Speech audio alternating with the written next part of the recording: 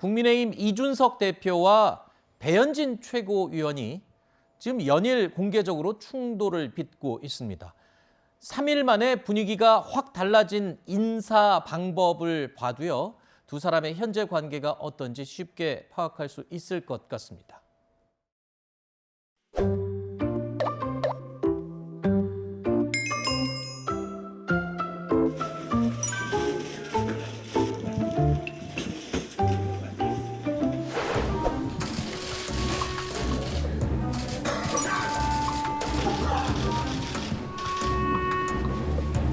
어제 많이 먹었어. 최고위 시작하겠습니다.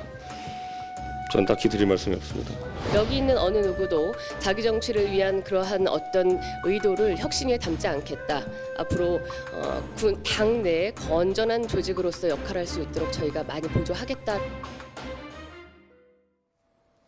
이준석 대표와 배현진 최고위원은 당 혁신위원회 문제에 이어서 어제는요. 최고위원 인선 문제로 이 실랑이를 벌인 것으로 전해졌습니다. 이른바 젊은 보수 남매로 불릴 법한 두 대표적인 인물인데 배현진 최고위원이 이준석 대표 저격수로 나선 게 아니냐 이렇게 얘기도 나오고 또 이준석 대표를 지지하는 지지자들이 또 배현진 최고위원을 백큐벌레라고 또 공개적으로 모욕을 줘서 굉장히 좀 난감한 상황이 지금 이어지고 있습니다. 배현진 최고위원에게 문자 폭탄이 간다 이런 얘기들도 있고요. 네. 민주당에서 보였던 것과 좀 비슷한 상황인데 지금 과정을 좀 지켜보시면 이준석 대표가 어떤 방향으로 진행을 하려고 할 때 일종의 태클을 거는 그런 상황이 계속 연출이 되고 있죠. 배현진 최고위원이.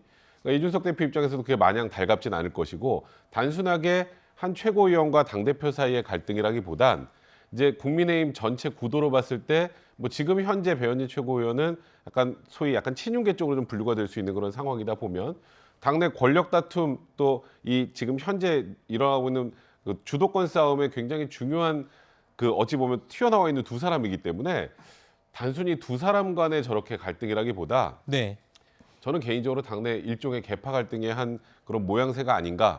그러다 보니 지금 최고위에서도 지금 최근에 이제 안철수 의원이 추천한 최고위원 임명 문제부터 그렇고 사사건건 지금 의견이 다른 상황 아니겠습니까? 이 개인의 과연 의견의 다름에 불과한 것인지 그에 대해서는 좀 아닌 것 같다는 생각이 듭니다. 이준석 대표는 안철수 의원이 추천한 최고위원 2명을 반대하고 있습니다.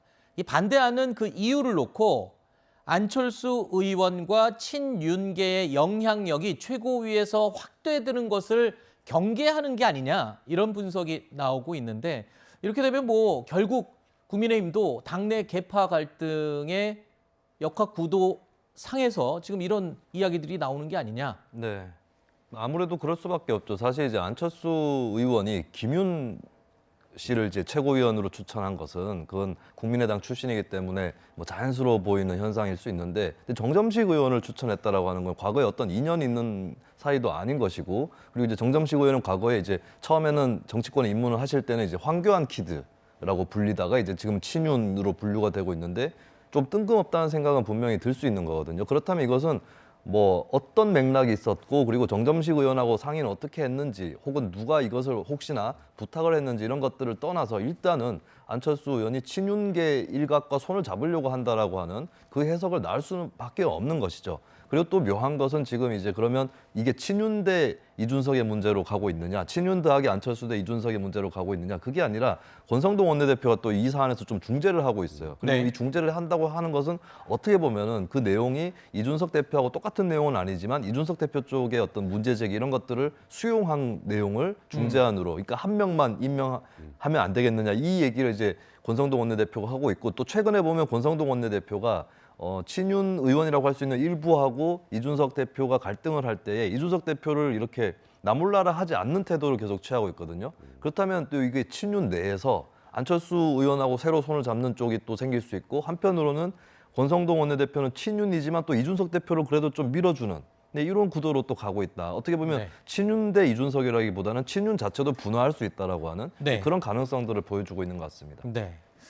그러니까 일단 김재원 최고가 지방선거로 최고위원 자리에서 한 명이 빠지면서 한 명 공석이 됐는데 원래 안철수 의원이 2명을 추천하기로 돼 있었잖아요. 근데 한 명이 빠지고 2명이 들어가면 10명이 되면 의결을 할 안 수가 돼요. 없지 않습니까? 10명 짝수여서.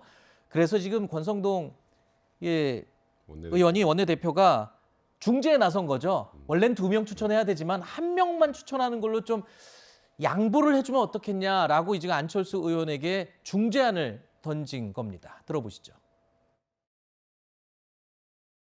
안철수 대표와 통화를 했습니다. 1명만 추가로 받으면 어떻겠느냐. 안철수 전 대표께서 국민의당 대표 시절에 결정한 사항이고 지금은 국민의당이 해체되었기 때문에 본인이 그것을 결정할 권한이 없다라고 하면서 당초 2명 최고위원 임명을 그대로 진행해 달라는. 안철수 대표가 희한한 답변을 하셨거든요. 무슨 어떻게요? 국민의당이라는 당이 이제 없어졌기 때문에 본인은 이 결정을 되돌릴 수도 없고 이렇다 이렇게 하는데 사실 이해가 안 가는 답변이긴 합니다.